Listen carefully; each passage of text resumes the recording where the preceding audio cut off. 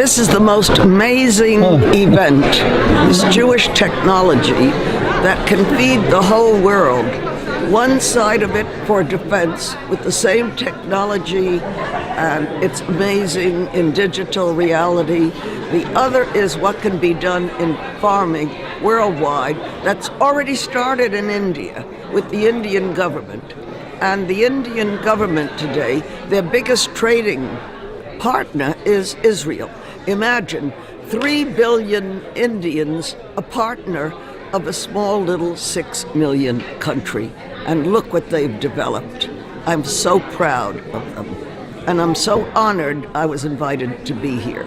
I'm Gloria Starr-Kins, and I work with George, and I'm so pleased that we're together here. Thank you.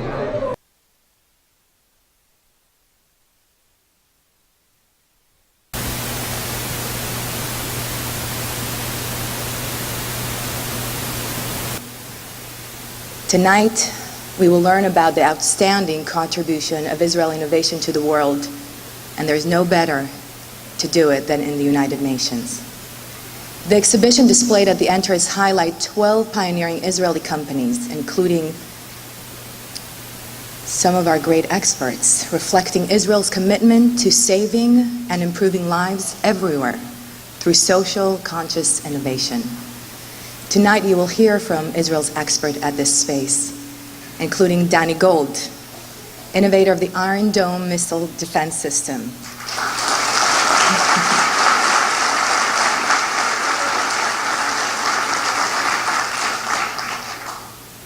And Ron Maiden, president and CEO of Netafim, Israel's leader in drip irrigation.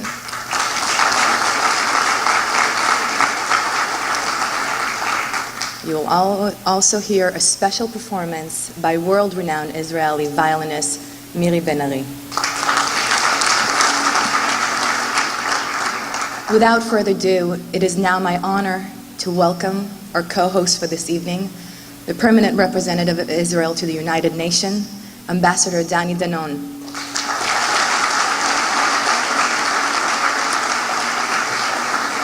Ambassador Danon has ushered in a new era for Israel at the UN. Throughout his term, he has worked to strengthen the relationship between Israeli industry and the community of nations. He was the first Israeli ever to be elected chair of an UN main committee. And this year he's serving as a vice president of the United Nations General Assembly. He recently returned from leading 40 UN ambassadors to Israel. It's like planning a wedding, huh? Who had the opportunity to see Israel's innovation in action. Please welcome Ambassador Dani Danon.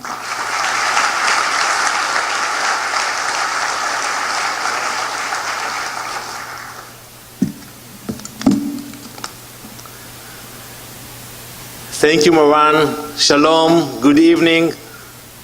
Wow, I'm not used to such a warm, friendly faces in this building.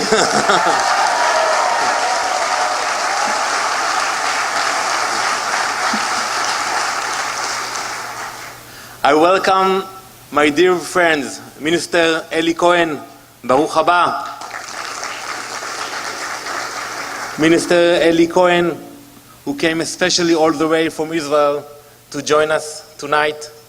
My dear friend, Mr. Robert Kraft. Robert, we will not discuss football tonight. We will discuss innovation. We will discuss Israel and some Yiddishkeit. Robert, we are grateful for your life's work on behalf of the Jewish people and your presence at this special event. Tonight, we celebrate 70 years of the State of Israel, the innovation nation, that has sought to improve the world since the day it was born. Israel's first Prime Minister, David Ben-Gurion, once said that in Israel, we do the difficult things quickly, and the impossible takes just a bit longer. In the case of Israel's startup success story, we achieved the impossible. In a quick 70 years, look what we achieved together.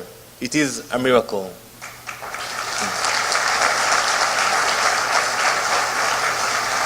Now we are sharing that success all over the world, saving lives, building communities, and ensuring a sustainable future for all people. I recently, like Moran told you, I came back from Israel with 40 ambassadors with a beautiful trip. When we touched down at Ben Gurion Airport, some, not all, some of the ambassadors expected to see desert filled with camels. Some of them are here tonight, and I thank you, my colleagues, for being here tonight. I was ready. I was ready to show them the beauty of Israel and the success of Israel, what the UN Secretary General calls Israel's knowledge-based economy. It is no secret that Israel is lacking in natural resources. We all know the old story about Moses coming to Israel. Probably he got lost on the way, and he asked, where is the promised land? We have no oil, no water, but we know that Hashem guided us. And today, when we look at Israel today, we look at the classic Israeli spirit. We never allowed these circumstances to hold us back. Israel is rich in human capital. We are abundant in motivation. We have no fear of failing, and we turn our challenges into our main competitive advantage. Let's take, for example, water.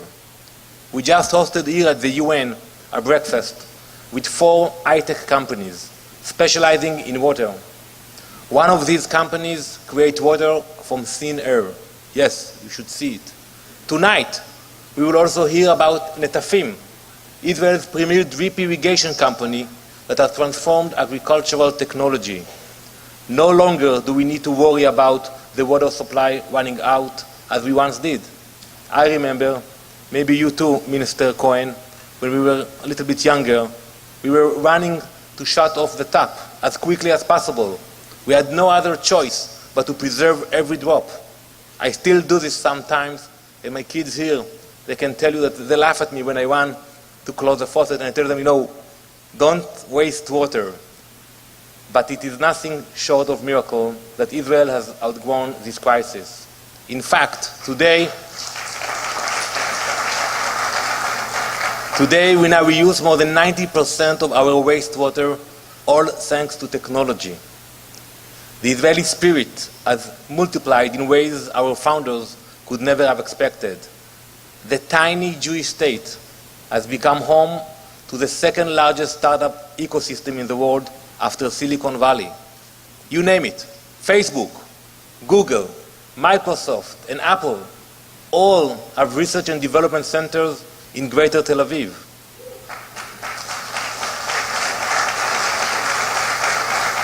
Out of our population of 8.5 million, we have 1 startup for every 1,200 people in Israel.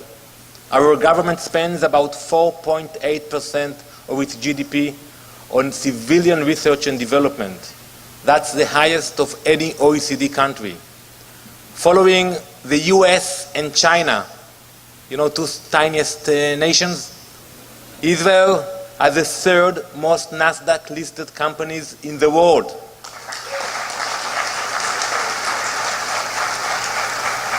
And we rank number 1 in terms of venture capital investment per capita. Israel itself is a startup in every way. We built a powerhouse from the ground up when we combined our Jewish tradition of scholarship, education, and the will to succeed with our security challenges. We developed a collective interest in finding solutions to global problems. We saw what happened in Israel in the last 24 hours. We watched the remarkable Iron Dome in action, protecting our people from terrorism.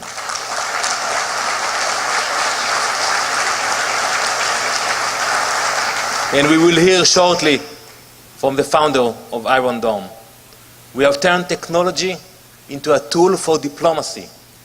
With our solutions, we can support developing agricultural communities, offer our expertise in cybersecurity, even supply a surveillance drone to the Pope when he traveled in Africa.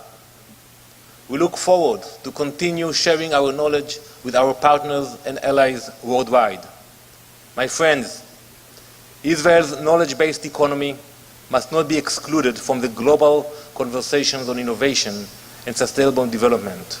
We must not be intimidated by those who seek to isolate us, and we must not be afraid to remind those who support the boycott of our companies what they will be forced to give up. Let's see them. Let's see how these BDS activists operate without Waze, without their laptops, without the health medical treatment that we invented. Ladies and gentlemen, what other nations consider a problem, Israel considers an opportunity. What others consider impossible, Israel considers just a bump in the road. And what others view as a liability, we turn into an asset. We are here tonight to celebrate 70 years of Israel's startup miracle, 70 years of using technology to save lives, and 70 years of helping others achieve their highest potential. This is only the beginning. Thank you all for coming, and thank you for supporting Israel.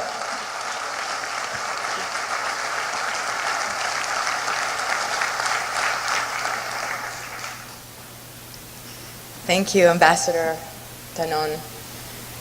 It is now my privilege to introduce our next co-host, Israel's Minister of Economy and Industry, His Excellency, Mr. Eli Cohen, Minister of Economy and Industry of the State of Israel, that throughout his term, Minister Cohen has initiated groundbreaking reforms, promoting high-tech and traditional industry in Israel. Prior to his career in politics, Minister Cohen spent many years in senior roles in the private sector. Please welcome Minister Eli Cohen.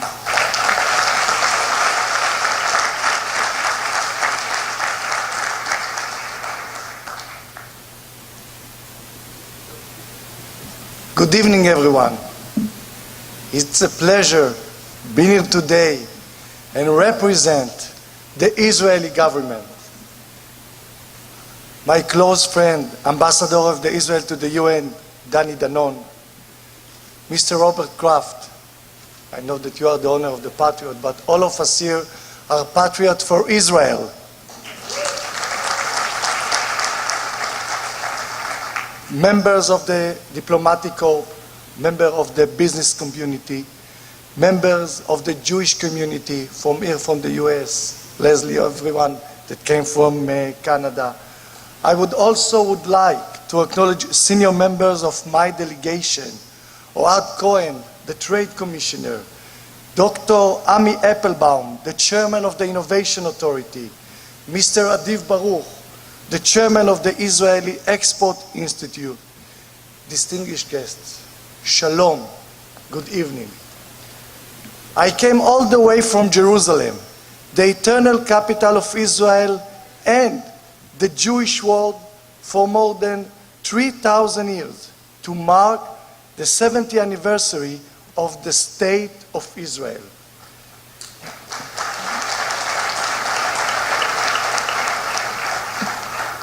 There is no more appropriate location to mark this anniversary than the United Nations. 71 years ago, the member of this institution decided in favor of the establishment of the Jewish state, the only Jewish state. The special event tonight marks 70 years of Israeli innovation, and I can proudly say that Israel is the nation of innovation.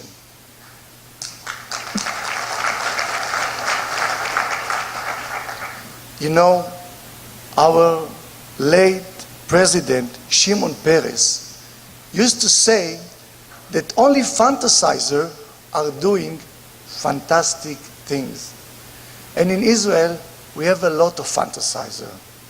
Actually, it started with one fantasizer, Theodor Herzl, 100 years ago, speaking about establishing home for the Jewish people. And here we are today celebrating 70 years of the miracle of the Jewish state.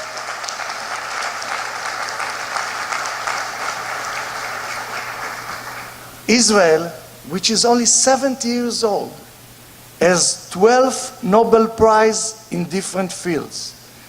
Israel ranked #1 in the world in investment in R&D.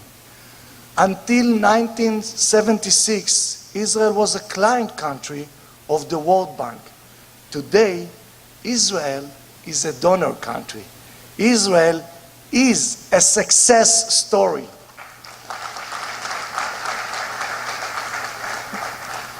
Israel has managed to make a lemonade out of a lemon by developing cutting-edge technology.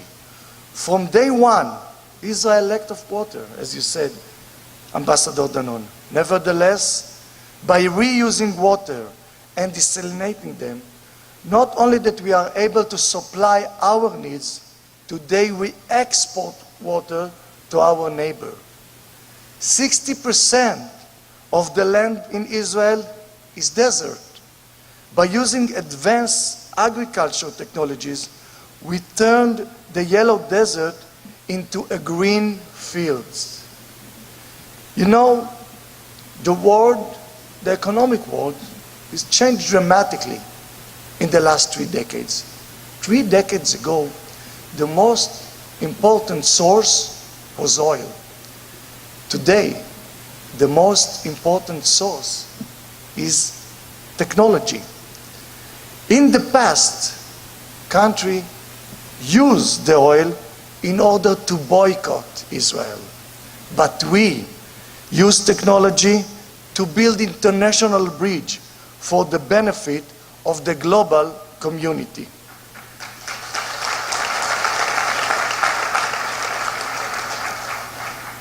Even today, after 70 years, Israel faced threats that no other country has to deal with.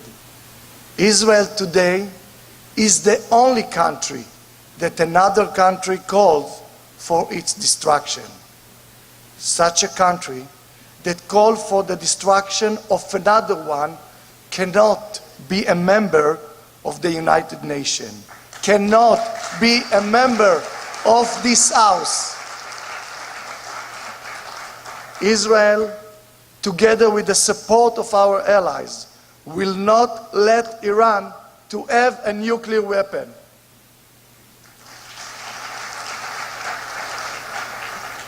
During the last 2 days, Israel has been facing rockets coming from Gaza that were shot by Hamas and Jihad. Both Hamas and Jihad are terror organizations. I want to emphasize that Israel pulled out of Gaza till the last inch. This shooting will not be tolerated by Israel. Well, innovation helps us in this case as well. Everyone in this room, I know, familiar with the kippah. You know, every Jew put a kippah in the kiddush, and every Yom Shishi when we're doing the kiddush. But the kippah, as you see, it's also like a dome. Israel invented the Iron Dome that saved life and prevent rockets from harming innocent Israeli citizens. I did not invent the Iron Dome. Dr. Danny Gold invented. Danny, please wake up.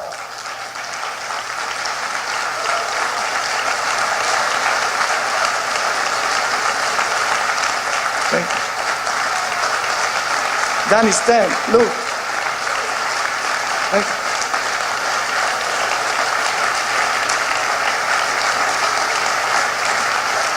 Thank you.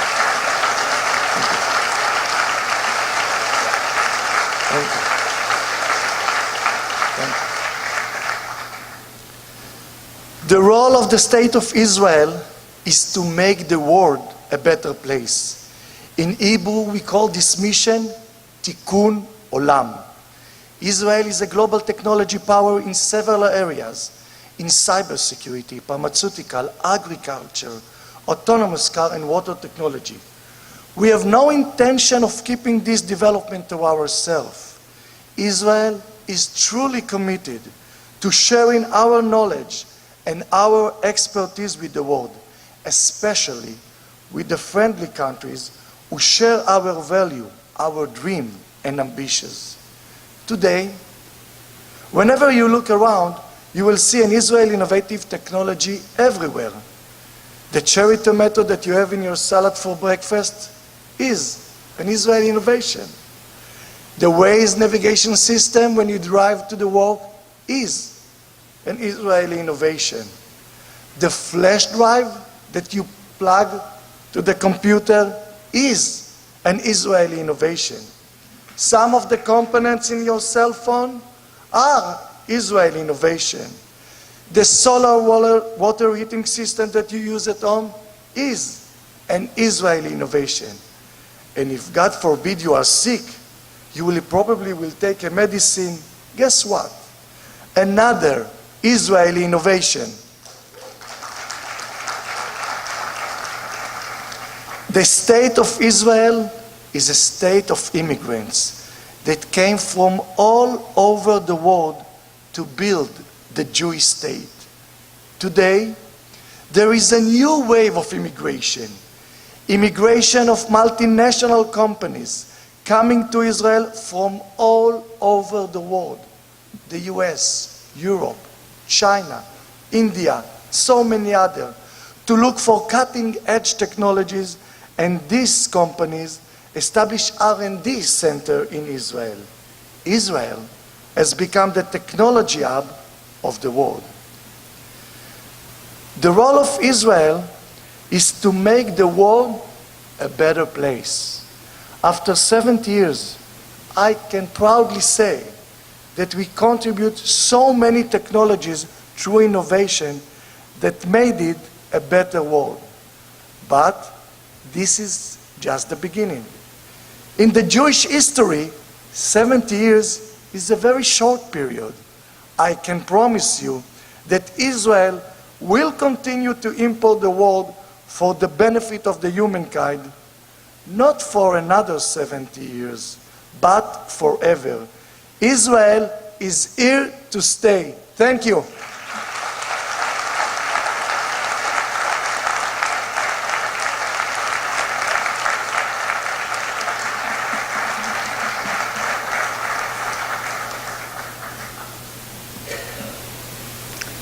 Thank you, Minister Cohen. And now I would like to welcome our special guest, the Honorable Mr.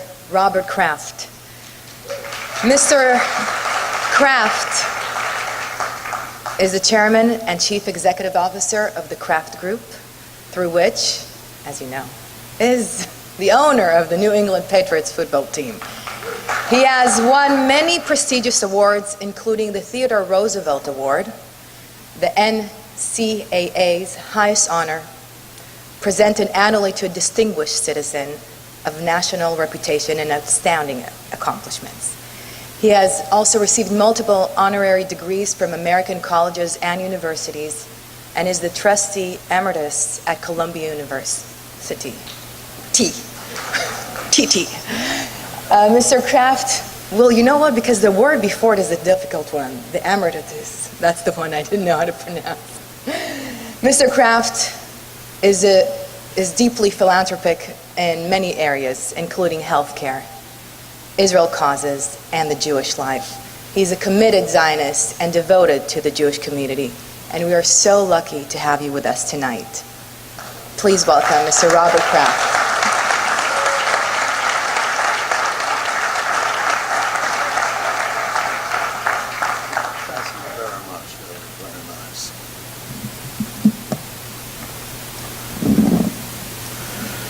Well, I'm so happy to be with you all here tonight to celebrate Israel at 70.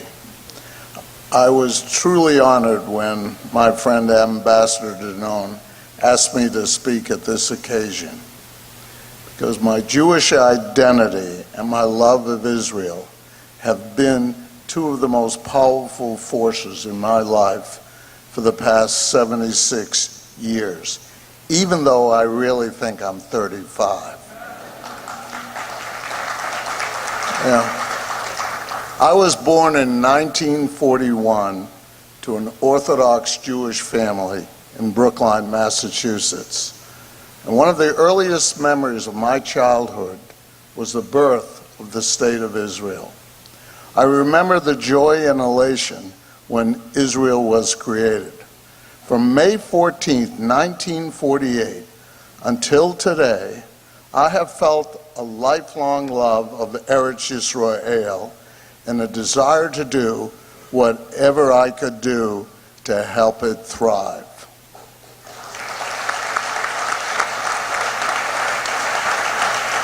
To explain this passion, I first need to tell you a little bit about how I was raised. I was born to two wonderful parents, Harry and Sarah Kraft, Aleichem HaShalom, may they rest in peace. They were loving, caring, doting parents. And while we were not materially wealthy, I couldn't imagine growing up in a richer, warmer household. My parents created a traditional Jewish home for my brother, sister, and me. We observed the Sabbath, we kept kosher, and we went to services every Shabbat and holiday. My father, Harry, was my hero and the greatest man I have ever known. He taught Torah and Jewish learning to generations of children at a synagogue in Brookline. My father not only taught me Pirkei Avot, which is a book of Jewish wisdom and ethics, and is really how I try to live my life by, but he also inspired me to do everything I can because Pirkei Avot represented the core values of Judaism. I watched him lead his life by these values. He was the happiest, most fulfilled, and secure man I have ever known. The fifth commandment teaches you to honor your parents, and I have tried to do that by following, much less successfully, in my father's footsteps. Of all the values that guided his life, the three that I have focused on most have been the following. Number one, to respect all people, kavod habriot. To dream big, chalom gadol. And three, to try to positively impact the life of others, tikkun olam. My father taught us to treat all people the way you would want to be treated, to listen and have empathy for others, to embrace your differences. When I started my first business venture, I had extremely limited financial resources. My father had taught me how to connect with people and build relationships. My father's teaching served me well in this regard. And today at the Kraft Group, we do business in over 95 countries in the world, including Israel.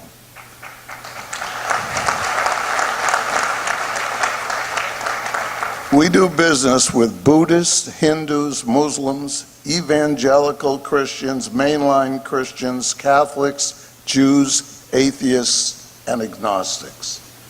This American Jewish boychik was even able to build a factory in Iran, in the Alborz Mountains, with 4 wonderful Muslim partners in the 1970s. And I credit my success to that to my father's teachings. The second principle was always to dream big, to have a chalom gadol. As a child, I saw the big dream of the Jewish people realized with the creation of the State of Israel. The impact of this event had an enormous impact on me, and as I matured, I developed an appreciation how just improbable the dream it really was. The creation of Israel against all odds and what Israel has accomplished in 70 years truly inspires me. In fact, the business asset that I'm most proud of, the New England Patriots, was a direct result of dreaming big. It was an acquisition that many said I couldn't accomplish, and that there was no way the team would stay in Massachusetts with any owner.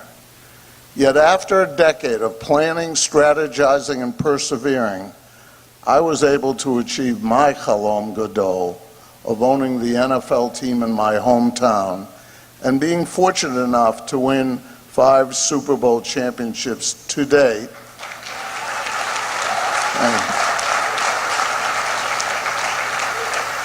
But just as important, use the platform of our team, the players and the brand, to have a positive impact in our community.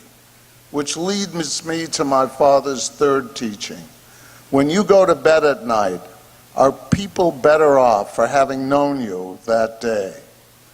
As I grew up, I watched my father execute on this tenet with his selflessness and wisdom, giving time and counsel to whomever needed it, and there were many.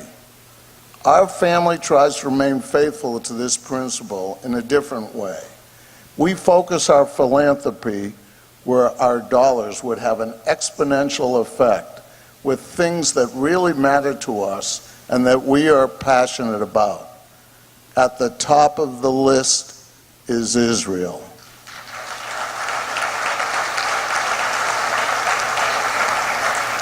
I first went to Israel in 1963 when Israel was 15 years old. I went back in 67 when Jerusalem was unified and the Kotel was again in our hands. Since then, I have led approximately 30 missions to Israel with all kinds of people, mostly Christian, but Jews as well who had never been. Most recently, I led 2 missions with more than 36 NFL Hall of Famers, including men like Jim Brown, Joe Montana, Eric Dickerson, Roger Staubach, and Mean Joe Green. None of these former players had ever been to Israel, even though many of them had won Super Bowls, and all of them had played before millions of fans in their glorious careers. These players told me time and again that being in Israel, being baptized in the Jordan River, walking where Jesus walked, was the greatest day in their lives. In addition to this mission trips I sponsored, I just didn't want adults to experience the country. It was critically important for Jewish American teenagers to experience and fall in love with Israel as well. We created the Robert and Myra Kraft Passport to Israel program, which helps families of young elementary school-aged children start planning and saving for a trip to Israel in their high school years with funds that we use to match their own. The program has sent thousands of children to Israel, for it is truly a life-altering trip. And I know this as I receive many moving letters from these young men and women following their return. We have supported many other organizations, causes, and initiatives, but I would just like to cite one specifically. It stems from our involvement in sports. When I see a professional football or soccer locker room, and I see these groups of men from such diverse backgrounds come together, working as one, the power of sport truly resonates. With that in mind, we built Kraft Stadium in Jerusalem in 1998, and then the Kraft Family Athletic Complex in Jerusalem in 2017. These are facilities where Israelis, Palestinians, Jews, Christians, Muslims can come and play sports and build bonds and bridges with one another. They interact as teammates and competitors and break down the barriers that have been built up due to the circumstances that have existed for the last 70 years.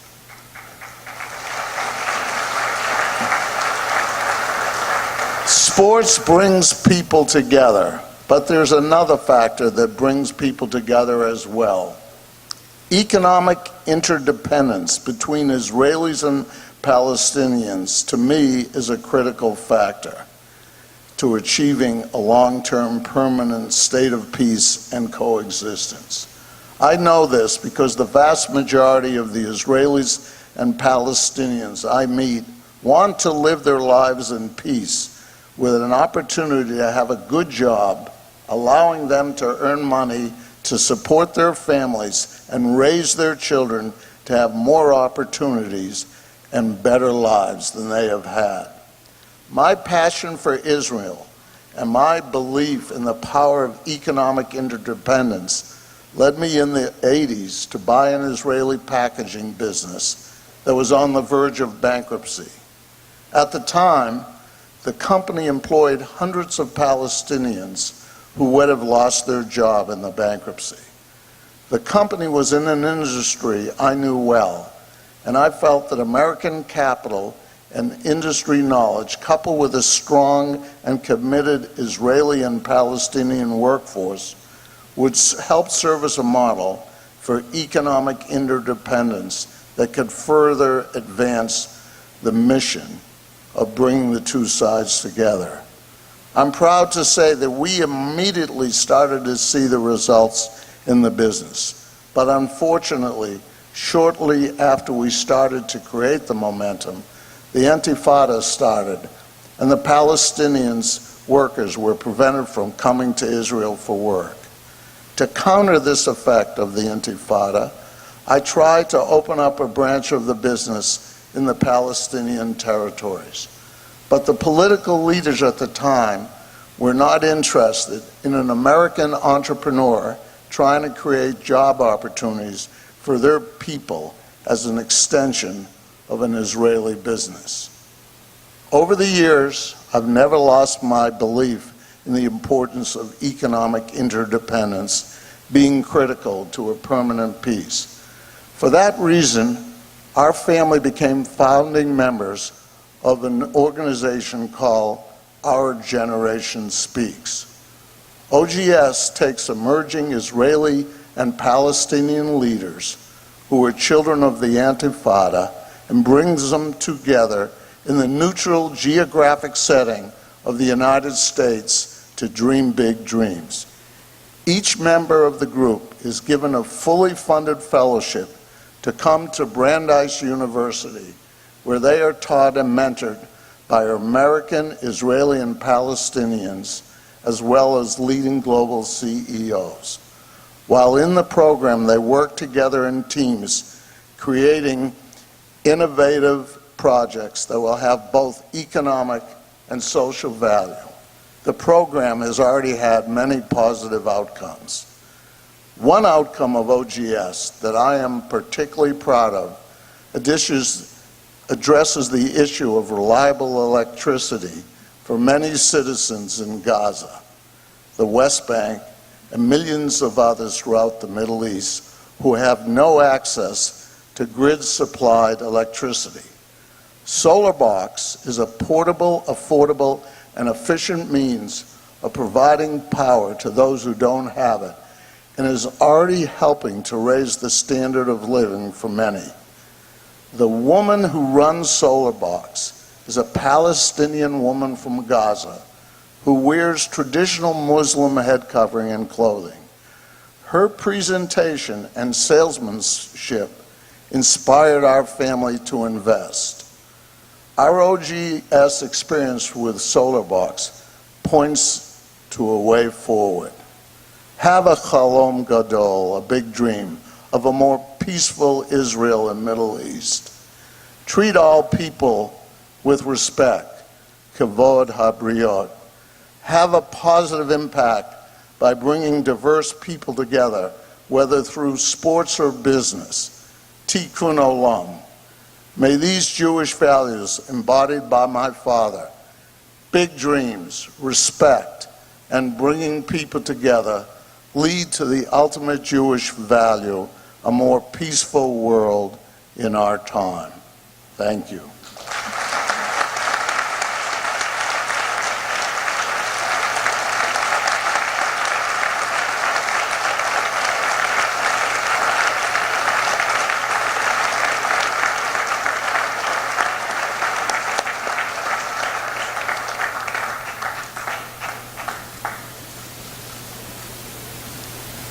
Thank you very much, Mr. Kraft, for your inspiring words. You are Chalom Gadol.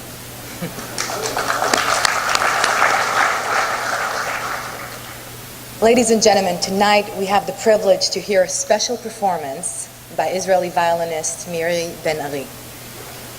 Miss Ben-Ari is a Grammy Award-winning musician whose unique original sound has revolutionized music. By fusing classical, soul, and pop styles, Miss Ben-Ari is recognized as a musical pioneer. She has collaborated with iconic music artists, including Kanye West, Jay-Z, Alicia Keys, and many more.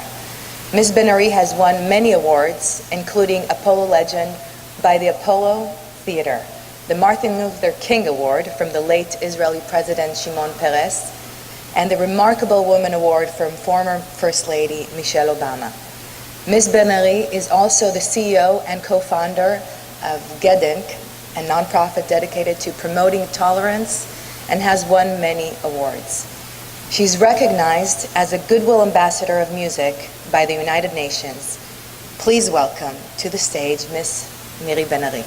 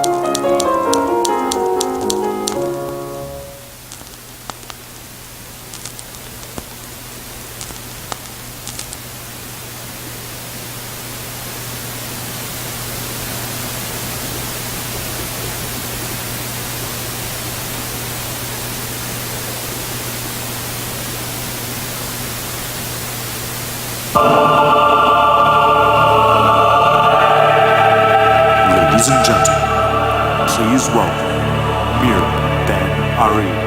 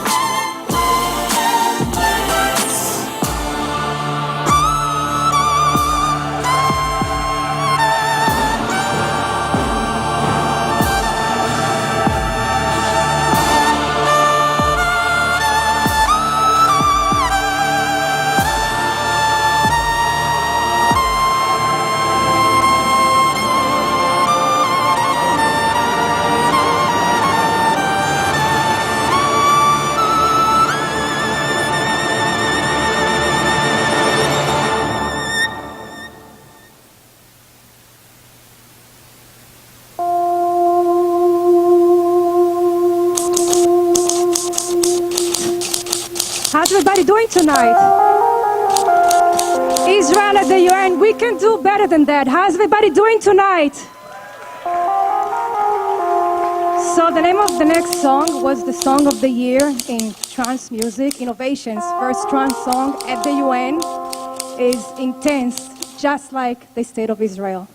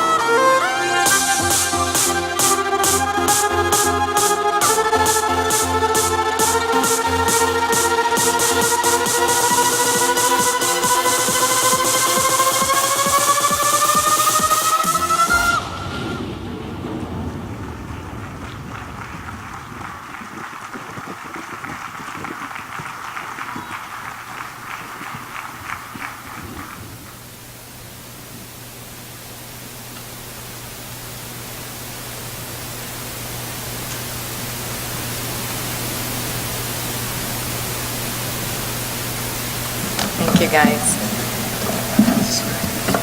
Okay, I'm just gonna stand here. It's fine. We're gonna pretend we're working. I am. That just confirms one thing, that Israelis always turn everything to a party. Even at the UN. Thank you so much, Miri Ben-Ari. That was absolutely spectacular. Ladies and gentlemen, tonight we will hear from our two experts, pioneers of Israeli innovation who have so graciously joined us tonight.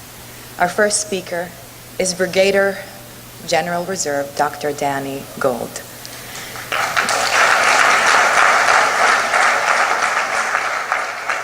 Dr. Gold has served as the head of Israel's Defense Research and Development Directorate since July 2016.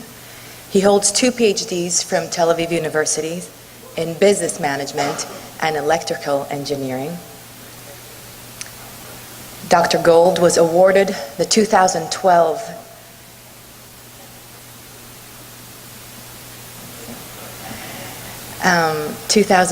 Israel Defense Prize for inventing and managing Israel's renowned Iron Dome missile defense system.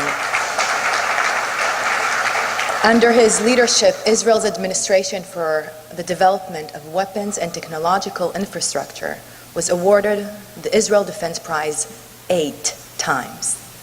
Ladies and gentlemen, please welcome Dr. Danny Gold.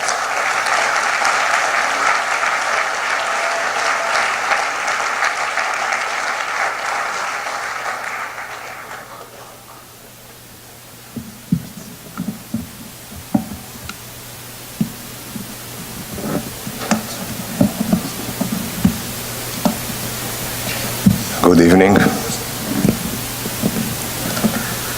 Till the technology work. It's my honor and pleasure to be here. I want to thank the Minister, Mr. Eli Cohen, for inviting me, and to the Ambassador Danny Danon, and inviting me to speak, and your effective and efficient teams, and also to my team, Colonel Amir Geva. Second. What I will do today,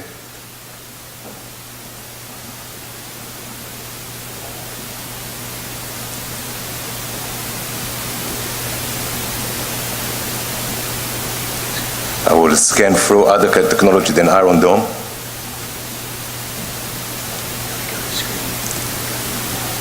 Okay.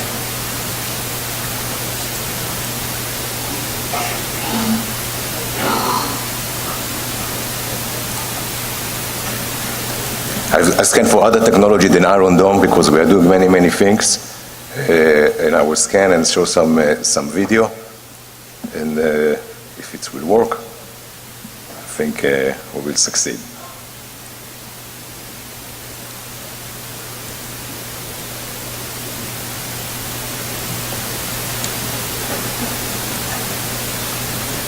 Okay, thanks. So first we go for R&D a little bit, research of technology. This is my organization is doing. We deal with all of these subjects from underground warfare, our enemy digging underground from Gaza to deliver a group of terror to pop out the ground. So we work on this, and we found, as is in the media, one after another, after a few years, many years of investment, found the tunnels and eliminated the tunnels through. This is an aircraft that we're in the middle of development. This is Gulfstream, business jet. We close the windows, boom some sensors around above it, and the aircraft can control everything around it from the naval, creating naval arena, naval situation picture, naval targets, or who is a friend, who is an enemy, ending with south of Lebanon, Hezbollah area. We had in a picture what is going on day, night, bad weather and good weather. And also we work, as you said, the dream. We also learn from the biological arena. This is some underwater plant, but it's not a plant. This is you will see in a few seconds, this is an octopus that can camouflage itself and change its color material and everything that nobody can recognize him. This is our vision, to be invisible. We work on that. It's not ready yet. Won't be ready next week. Will take us a few years, but we're still working on it. And something else, our enemy today are very fast. They're shooting from underground, or they're shooting from populated area and hide again. So we must control the area all the time, see what is going on in the city, in Gaza or in the West Bank or other area, control everything, record everything. It's done through drone with special technology on it. We can, of course, we use it for other uses. I give you some plausible scenario. Let us say that we are watching this area by the drone, looking and recorded everything that moves in the area, and suddenly we get an alert that bomb up is exploded. Bomb here. We open the video immediately. We see what's going on, and we see that again explode has been launched to stop a car, not to blow a car. Kidnapper is going out from the bushes, kidnap, whether it's a soldier or civilian, back to the bushes. We track everything. This is the getaway car. We can trace him back and see where they are going to, and solve the problem very fast. This, of course, can be implemented also in the commercial world to reducing the crime in city, smart nation, etc. We also deviate the technology to the security use or semi-commercial use.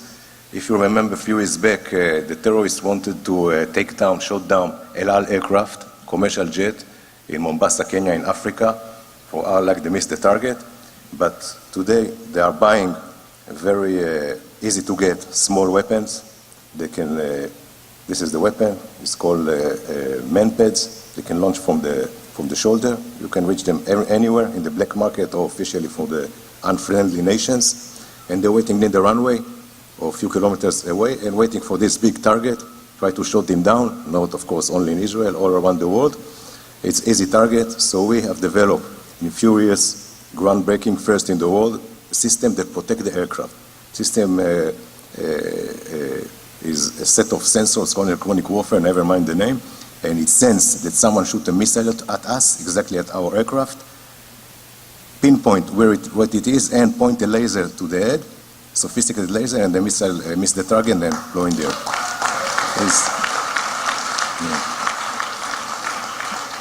It's not science fiction. It's been finished and installed in many of El Al aircraft. Of course, can be installed also in United Airlines or American Airlines. It's only a matter of buying the technology. Another, maybe last, before I go to the defense system, drones are becoming opportunities, the commercial drones, but also a threat. Everybody can buy drone, put a bomb on the bomb or on the drone and fly, or camera, or other intelligence means. So now we are working on technology to detect the drone and also shoot the drone, the enemy drones.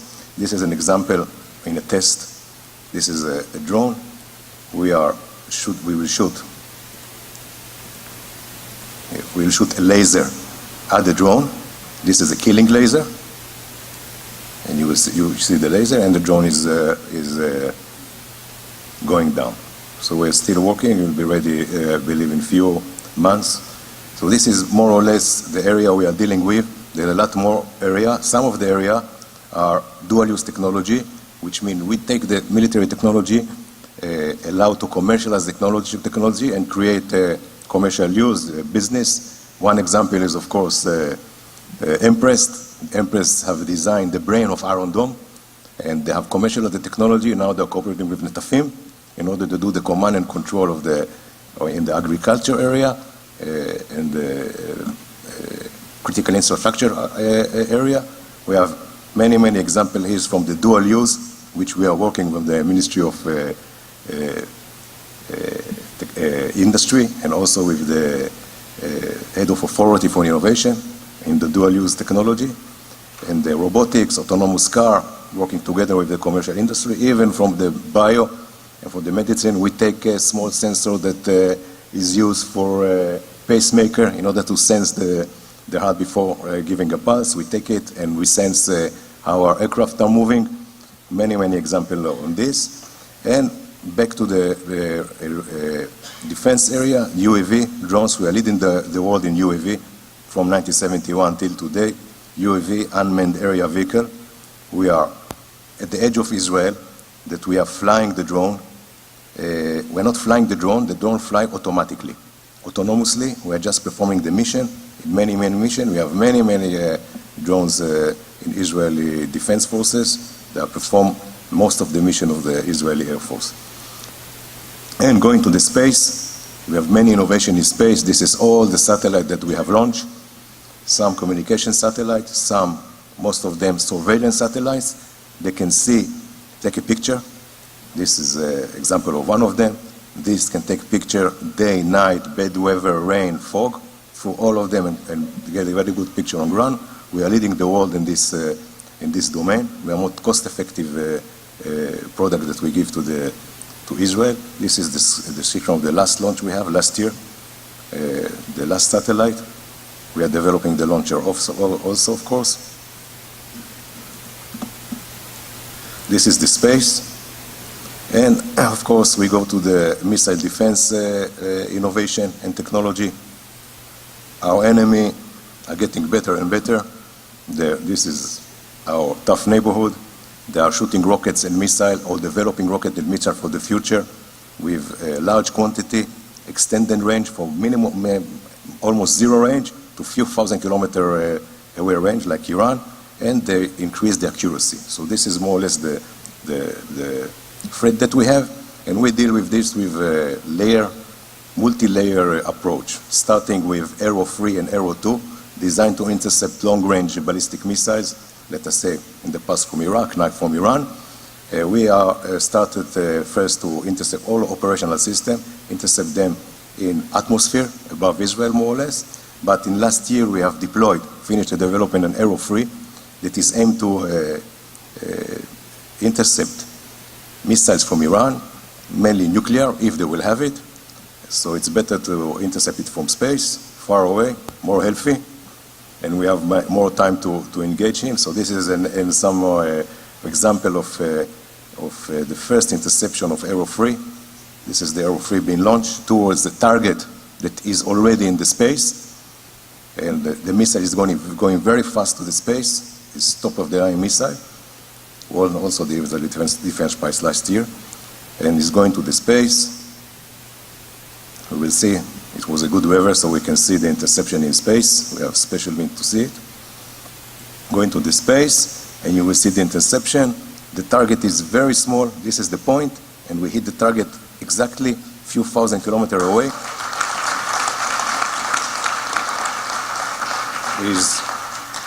Is operational already, and we are ready for everything. And we have more layers to cover all the ranges of Israel. And of course, we have the Iron Dome.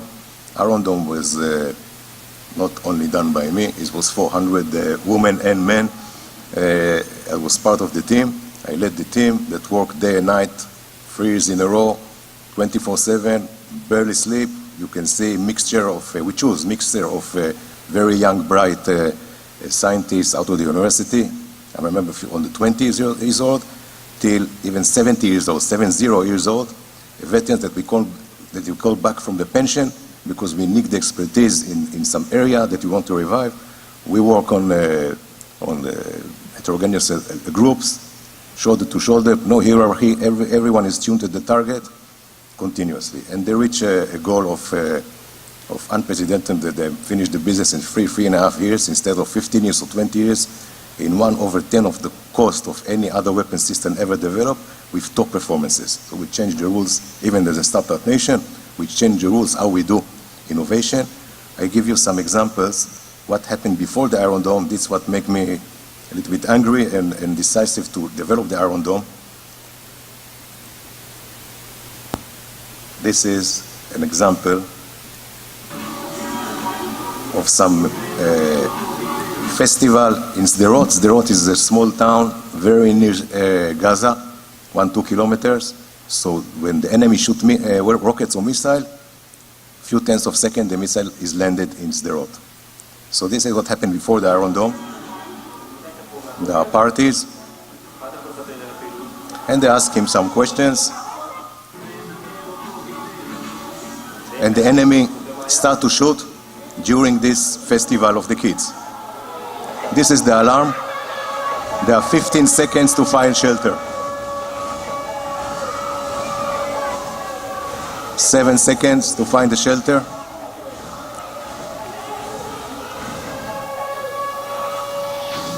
And there's the heat.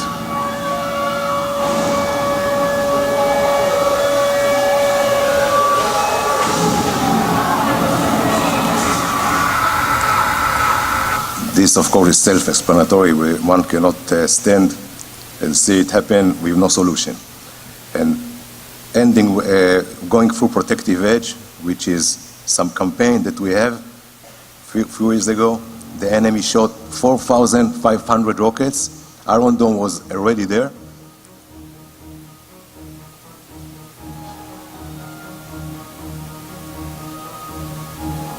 This is the enemy rockets. They launch from forest, behind the bushes, below the bushes.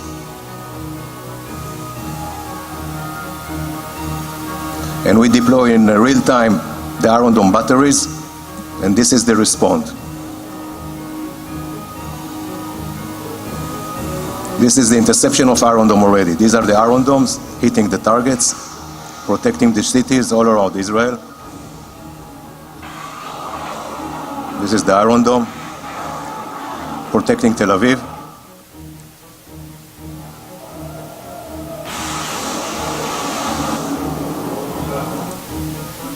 At night, at day.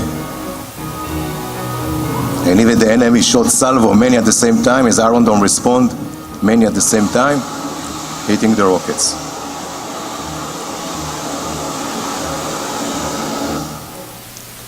I will... Thank you. Show you two more videos that explain a little bit in details what is going on.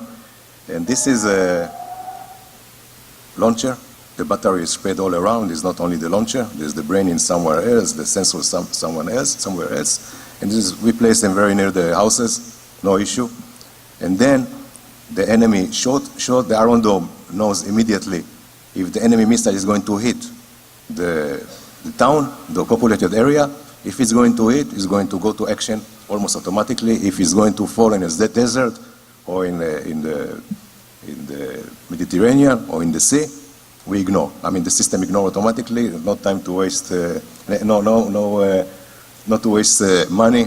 Not to make noise in the air. There are aircraft in there, helicopters in the air. If we don't have to shoot. We don't shoot. So this is done automatically. The Iron Dome decide to shoot.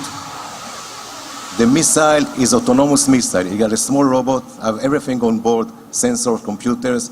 He do what he want to hit the target. Now he decides to go back to Israel, go down to the town he have to protect, Ashdod, and at the last minute, he decides to go up and intercept the target. You'll see the interception in a few seconds. This is the interception. Here. Why he did it? Complicated to explain. Even I sometimes cannot understand what the missile is thinking, because it's fully automatic.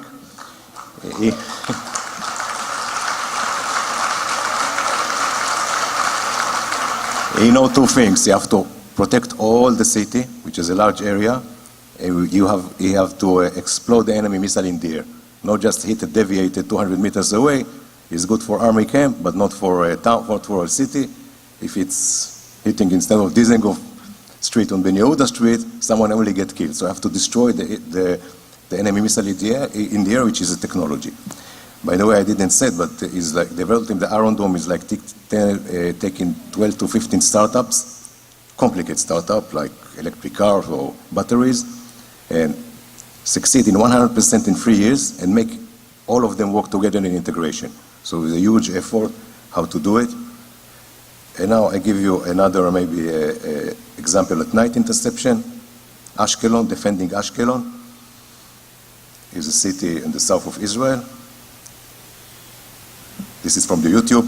Forgot to mention that after trusting the Iron Dome, the citizen didn't always obey and go to the shelters. Some go out and they take very good picture with the handphone, upload to the YouTube, get a lot of likes after trusting the Iron Dome. not advisable, but this is where the people of Israel are doing. And so this is the credit. This is the second Iron Dome at night, and the first is here intercepting. The second decide to go again to the town, our town, and at the last second to go up and intercept. He do this. You can hear the people that are very happy from this. Now I'll show you two more video, maybe one more video. I think the famous one. We call it Iron Dome Wedding. By the way, today the alert is very accurate. In the past, few years back, one shot missile to Israel, half of Israel have to go to the shelter. Today, because of the processing, computers, big data, machine learning, we can give alert to the specific neighborhood, quarter, where the Iron Dome is going to land. So only, let us say Tel Aviv, only east of Tel Aviv, part of East Tel Aviv have to go to the shelter. The rest can go to the beach, go to work, do everything they work. In the parallel, Iron Dome is going to intercept the missile. This is a wedding in Beersheba. Beersheba, again, there's a saffron city, the biggest saffron city in Israel. This is the barbecue. They are partying. You can hear the alarm, and part of the people are going to the shelter. Easy, not like the first video that I show you. Part continue to party, and the enemy shoot. You see the barbecue is on. People continue to party, and Iron Dome knows that 15 rockets will shoot to Beersheba in order to get rid of Iron Dome. So Iron Dome respond with 4, and then with another swarm of Iron Dome, because there are 15 in the air. Each one is going to his own target and explode the target.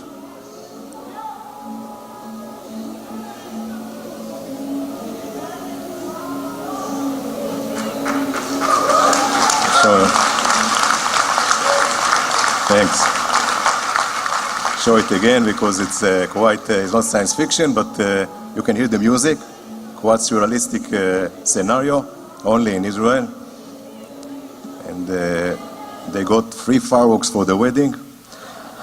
Cost a little bit of money, but they are not paying, the government is paying, so it's okay. Thank you very much.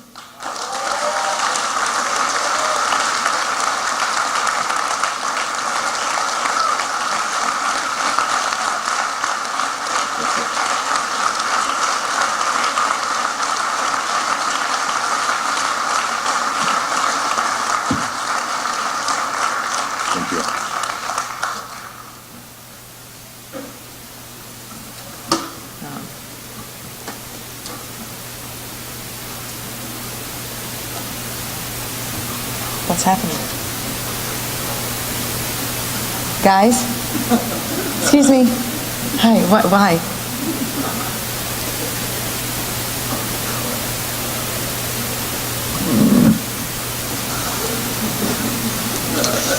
We do, it's part of our routine. This is, I can't. Up? I'll just wait. I don't see anything. Sort of. It's fine. Thank you. I'll just read. It's fine. Thank you. Next time. Next 70th anniversary of Israel. Our next speaker is Mr. Ron Maiden, President and CEO of Netafim, the pioneering and global leader in drip irrigation. Mr. Maiden joined Netafim in 2014 after 15 years of senior managerial experience in finance, operations, mergers and acquisitions, marketing and sales. He now leads Netafim's 5,000 employee worldwide, 29 subsidiaries, and 17 manufacturing plants delivering innovation solutions to millions of farmers around the world, from small holders to large-scale agriculture producers. Under his leadership, Netafim is now leading the next revolution in agriculture with its new state-of-the-art digital farming system. Please join me to welcome Mr. Ron Maiden.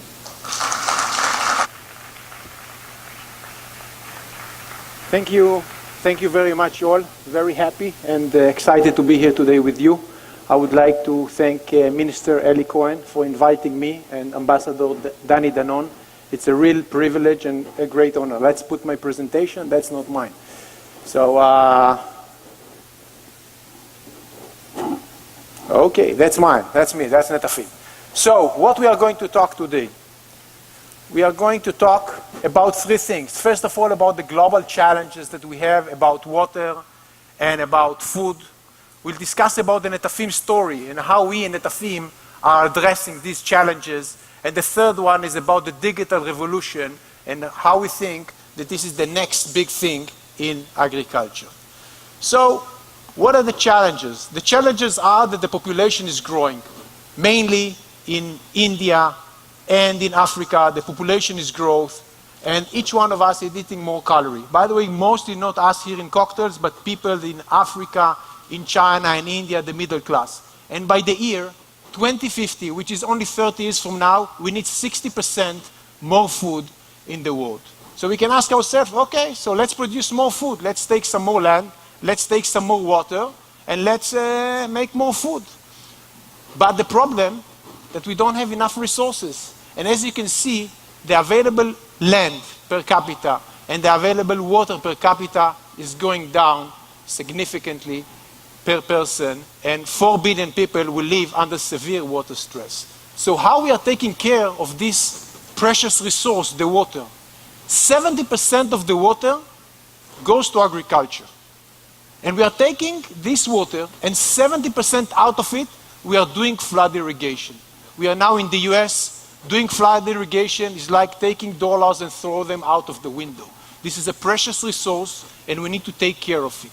So, what we did in Netafim 50 years ago, as a necessity to grow agriculture in the desert, we invented the drip irrigation. As you can see in the picture, we are not irrigating the soil, we are irrigating the plant. And that's what we are doing, and we did it as a necessity to grow in the desert. So what are the benefits of the drip irrigation? The key one is the yield increase. When we are going to a farmer and introduce to him a system of Netafim, he will get between 50% to 100% higher yield than what he has today, and he will have better quality food. And on the same time, we will save 50% of the water. And also other resources like fertilizers and crop protection and labor. And of course, it will improve the sustainability. So many people can say, okay, we know what is drip irrigation. You know, there is a pipe and there is a hole. It's not so simple. You can see here, there are hundreds of patents related to this dripper inside, this chip inside the tube. You can see here how it goes via the filters and the water passage and the labyrinth. And what is the important? What is a good dripper? You need to make sure that no matter if you're going uphill or downhill, each one of the plants will get exactly the same amount of water. And we want to do it with a self-cleaning mechanism, with anti-clogging. We want to put it subsurface that the farmer can walk regularly with his tractor and combine on it. We understand that it's not only about a dripper or a dripper line. It's a full comprehensive solution. It's not enough to give someone a car. We need also to teach him how to drive the car. So we have a lot of agronomists, and we know how to do the full solution from the water source to the plant roots. And we have the digital farming that I will speak about it in a few slides. So we started in a small kibbutz in the south part of Israel, the name of Kibbutz Hatzerim, and we became now the #1 company in the world, selling more than $1 billion. We are selling in many countries. We're selling here in the US, and if you'll go, for example, to California, so almost all the vineyards and all the almonds will be, and tomatoes will be irrigated with Netafim drip irrigation in California, and in Mexico, and in Brazil, and in Australia, and in Europe. But in the last 5 years, with the support also of the Minister of Economy, we are penetrating to emerging markets like India, like China, like Africa. And you can see here in the pictures examples of what we are doing. You can see sugarcane in Brazil. See how big it is, how green it is. This is tens of thousands of acres in sugar in Brazil. You see corn in Mexico, you see tomato in Europe, and this is India. We can discuss a lot about the smallholders in India and what we are doing to the smallholders in India. But I would like to discuss about the community irrigation. This is a new concept that we came to India and we said how we can take in one shot 10,000 farmers and to change their whole life and to build everything and to make sure that they will have a better life. And instead of talking, let's see a short movie.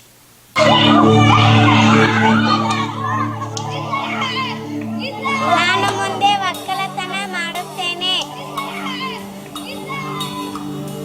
For children growing up in the drought-ridden Karnataka region in India, water scarcity, food insecurity, and poverty may be a reality, but they need not be a destiny. In 2017, Netafim completed the Ramtal Community Irrigation Project, an innovative public-private partnership and the biggest drip irrigation project in the world that demonstrated how creativity, resourcefulness, and working together can make a dramatic change for good.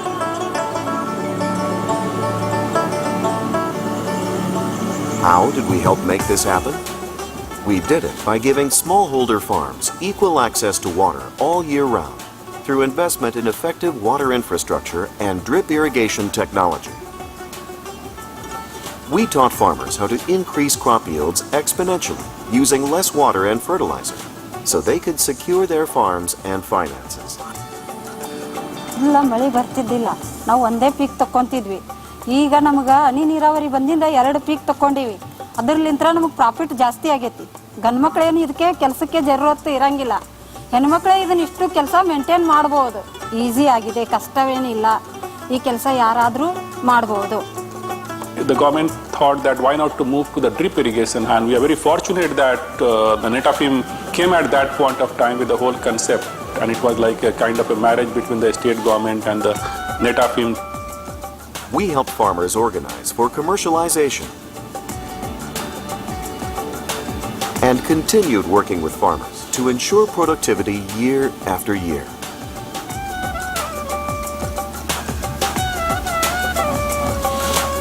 By building vital infrastructure, supporting agricultural commercialization, and getting all stakeholders working together for a common goal, we are giving hope and a future to a new generation. Netafim, grow more with less. So yes, thank you. So that's what we are doing in India, and it's really something, and the minister was with me in India, and we saw how powerful and how Prime Minister Modi talked about what Netafim is doing in India, because we really improved the livelihood of thousands of people in a project that takes 12 months, and we are really making a change. So now let's discuss about the next revolution. The next revolution is the digital revolution. The digital revolution is how we are leveraging digital and enable us to manage our farm from our smartphone. So what is Israel? What is Israel all about? Israel is about agriculture best practice, water management, high-tech, and defense. And we said why we should take all of it together, and let's do it together, and let's see how we can build a system which will be a state-of-the-art. That's why we teamed with a company, and you heard the name from Danny Gold, Impress. This is the same company that did the software for the Iron Dome. So we said, okay, we are the best in agriculture, and they are the best software company. Let's team together. We understand agriculture, we understand what to do, and they understand the software. Let's take all the experience that we have for 50 years and develop a system that senses what is happening on the ground, the level of soil moisture, how green the leaves, how the plant is growing, transferring everything to the cloud. In the cloud, we can get satellite imaging. We can get also weather forecast. Let's say we need to irrigate today, but the forecast that it's going to rain over the weekend, so let's not waste water and let's not irrigate, for example, and to give simple instructions to the farmer what to do. So that's what we are doing, and by doing that, of course, we'll be able to grow much more with much less, and let's see a short clip about the system. We are proud to present Netafim NetBeat, the only fully integrated irrigation management solution able to combine monitoring, controlling, and optimization in real time. It all begins with standard sensors in the field that measure and collect data about soil, plant, and water conditions. Data from the field also includes readings of pressure and flow in the pipes. The data they collect is transmitted through a central field unit to the main control unit. This transmission is done using advanced low-power radio communications up to 10 kilometers in range. The main control unit is an independent, intelligent multi-line unit that can manage irrigation and nutrigation programs. It can communicate via cellular, Wi-Fi, and Bluetooth. The main control unit sends real-time data from the field to a unique cloud solution. The cloud contains more than 50 years of agronomical and hydraulic knowledge. Simultaneously, the cloud receives data from external sources such as weather forecast and satellite images. The cloud then analyzes all this data and converts it into optimal irrigation recommendations and alerts that are sent directly to the farmer's smartphone with a simple, user-friendly interface. Now the farmer can make a decision and deploy concrete actions in real time. This decision is transmitted back to the main controller to operate valves and dosing units based on the optimized recommendations. The actions are executed even in the most remote field units using the advanced low-power radio. This unique integrated solution guarantees the farmer optimized use of resources, maximized yield, profitability, and ultimately, peace of mind of knowing the crop is growing optimally year after year. NetBeat, the first irrigation system with a brain. So that's really what we are doing. Think about it. Moran Atiyah said Netafim pioneered the drip irrigation. But what we are doing here, Netafim, is a delivery system that delivers directly to the plant roots the amount of water, fertilizers, and crop protection needed. And now everything will be fully automatic from the cellular of the farmer. And now, let's see for the last slide. So, Netafim, we want to help the world to grow more with less. We started, as you can see, and this is a satellite picture that was taken a few days ago. This is Kibbutz Chatzerim. You see the desert, you see the small kibbutz, and around it, you see the jojoba plantation that, of course, is irrigated with Netafim. So we saw it's a great, great thing, and we took this invention, and now we are selling all over the world. Only 2 or 3% of our sales are done in Israel, and 98% of our sales, we are doing it globally. You can see it here, if it's the sugar plantation, sugar fields, if it's orchards, or if it's smallholders in India. We understand that we cannot stand where we are. We need to innovate every day. This is what Israel is all about. And then we said we need to make and to put a brain to the system. And that's why we team together with other technologies, with the company called Impressed, and we say, okay, how we are taking this beautiful technology that Danny Gold presented, and to say how we can implement it in agriculture. That's what we did, and this is a game changer to the farmer. It's not only that he will get a higher yield, think about the peace of mind that he can be at home and to manage his crop from home. But we are here in this house in the United Nations. And these are the Sustainable Development Goals. See how many of them we are touching. We in Netafim is much more than irrigation. It's about make sure that there will be no poverty, no hunger, touching climate, economic growth, gender, as you saw in the clip about India. We are very proud that we are doing well by doing good. We are even more proud that we are helping as much as we can to have a better world. Thank you.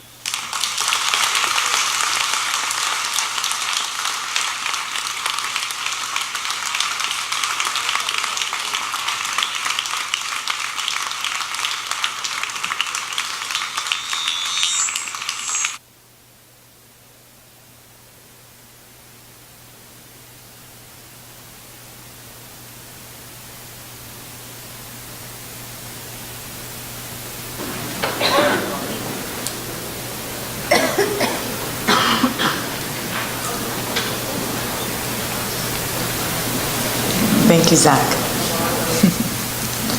And thank you, Mr. Maiden, for your groundbreaking rule. That was incredible. Ladies and gentlemen, tonight we have witnessed the spirit of Israel, or in the words of the United Nations Secretary General, Israel's knowledge-based economy in action. Israel is determined to turn cutting-edge idea into innovation that can solve some of the world's most pressing challenges. In addition to the outstanding efforts we have heard about tonight, Israel's companies are leading the world in almost every technological field, and the Ministry of Economy operates 43 economic attachés across the world to promote their critical work. But it's up to us, all of us, to continue sharing the spirit of Israel across the globe. I thank everyone who has helped us to make this event such a success.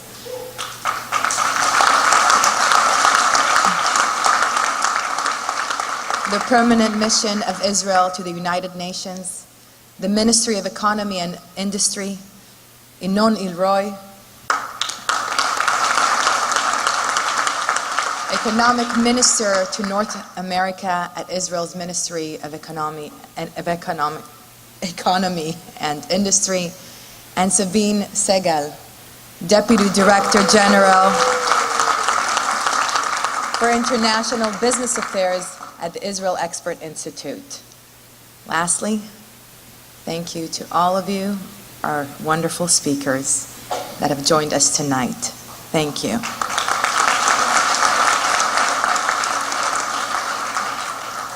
To conclude tonight's event, we welcome once again to the stage Ms. Miri Ben-Ari. Thank you so much. Good night and shalom. Thank you, and thank you, Moran. So we're gonna end this event on a high note, like they say. And let me just ask you, how many hip-hop fans we have in the house tonight? Woo, I tell you. You know, speaking of innovations, they say that I invented this musical style by fusing classical instrument with hip-hop music. And so I got something very special for you tonight. Are we ready? Ambassador Danon, are you ready? I know Robert Kraft is ready. Let's go. Yo, what's up? This is Fat Man Scoop. Right now, you're about to witness a musical event like no other. Introducing Miri Ben-Ari, the hip-hop violinist. Fat Man Scoop, let's go!